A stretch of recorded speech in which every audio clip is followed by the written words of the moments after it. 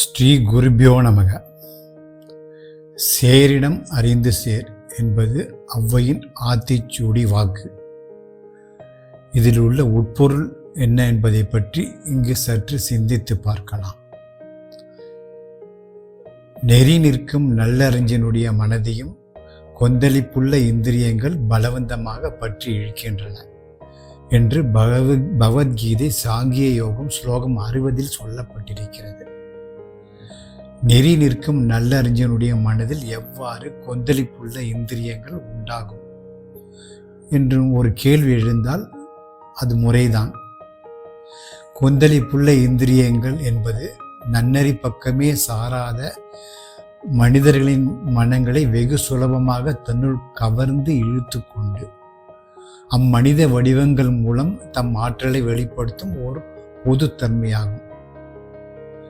இத்தகையோரின் செயல்பாடுகள் யாவும் தீய நெறி பக்கமே சார்ந்து இருப்பதால் துஷ்டர்கள் என்னும் பொது பெயரிலேயே இவர்கள் அடையாளம் காணப்படுவார்கள். கல்லாத மூடரை காணவும் ஆகாது, கல்லாத மூடர் சொல் கேட்க கடனென்று, கல்லாத மூடர் கருத்தறியாரே என்று திருமூலர் தம் திருமந்திரத்தில் சொல்லியுள்ள கல்லாத மூடர்கள் என்பதும் கூட இத்துஷ்டர்கள் குறித்தேயாம் என்று பொருள் கொள்ளலாம். இத்தகைய துஷ்டர்களை கண்டால் தூர விலகி இருத்தல் வேண்டும்.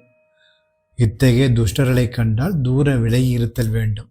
அதாவது கல்லாத இம்மூடரை காணாமல் இருப்பதும், எது நன்னறி எது தீய நெறி என்னும் கருத்தறியாமல், எது நன்னறி எது தீய நெறி என்னும் கருத்தறியாமல் எல்லா நெறிகளையும் கற்றறிந்தது போன்று எல்லா நெறிகளையும் கற்றறிந்து போன்று பேசும் கல்லாத இம்மூடர் சொல் கேட்காமல் இருப்பதும் நெறி நிற்கும் நல்லறிஞர்களின் செயல்பாடாக இருக்க வேண்டும்.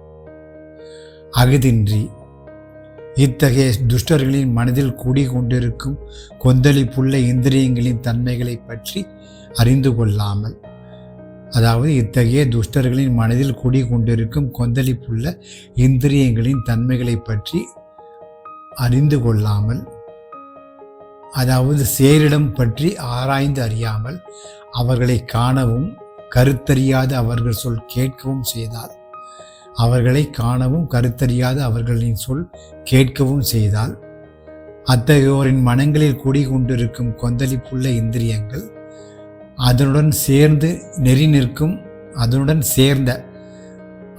சேர்ந்த நெறி நிற்கும் நல்ல அறிஞனுடைய மனதையும் பலவந்தமாக பற்றி இழுத்து தீய நெறிகளில் தள்ளிவிடும் ஆற்றல் கொண்டது என்பதால் சேரிடம் அறிந்து சேர் என்று ஔவை பிராட்டி தம் ஆத்திச்சூடி மூலமும் திருமூலர் தம் திருமந்திரம் மூலமும் நம்மை எச்சரித்துள்ளார்கள்.